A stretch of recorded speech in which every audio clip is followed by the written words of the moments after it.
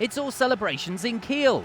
For the 15th time in 16 years, a German side has won the trophy in the AKQUINET EHF Cup Finals. The all-German matchup between host club THW Kiel and Füchse Berlin was the cherry on top of a weekend packed with handball action. And it was Kiel who lifted the trophy after a stunning performance in the final. Still, it was a long road for coach Alfred Gislason and his team to finally reach their goal.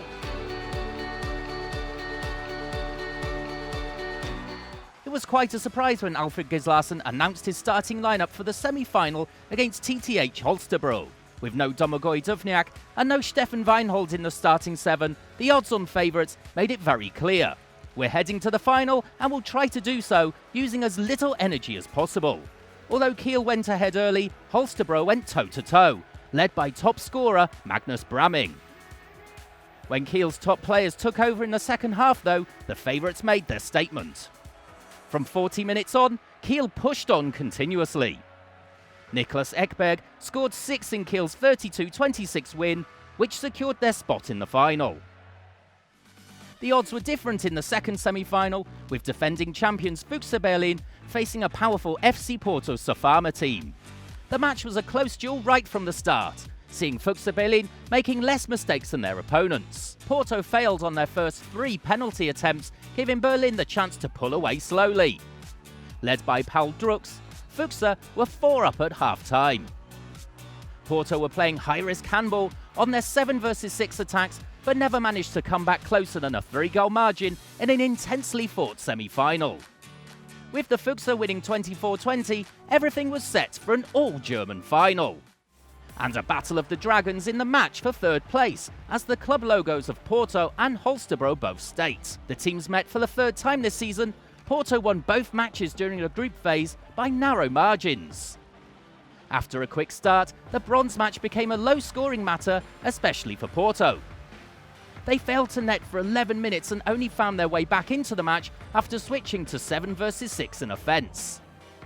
Half-time saw a 16-14 advantage for Holstbro, led by Magnus Bramming, who cracked the mark of 100 goals in this season's competition with this conversion.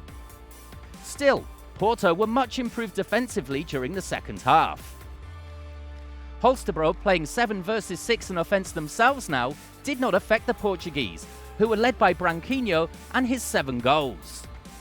It was a close 28-26 victory for Porto over Holstbro in the end, giving them a satisfying 3rd place in the AKQUINET EHF Cup Finals, as their excellent goalkeeper Thomas Bauer said. I could encourage the team to keep on fighting, and in front of 10,000 who supported us, it's an amazing feeling to take the bronze medal. And then it was a packed arena and a whole handball country ready for another all-German final in the AKQUINET EHF Cup. Both matches in their domestic league were won by Kiel during the season, but defending champions Füchse Berlin showed their will to fight for back-to-back trophies right from the start. It was close for the first 10 minutes in Kiel, then the hosts improved their defence, backed by a superb Niklas Landin.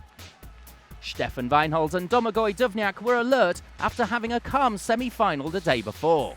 Kiel led by 6 at half-time and managed to stay in front. The Füchse tried everything, managing to cut the lead to 3. But with the weekend's MVP Niklas Ekberg and a hard-working defence, the hosts took the victory.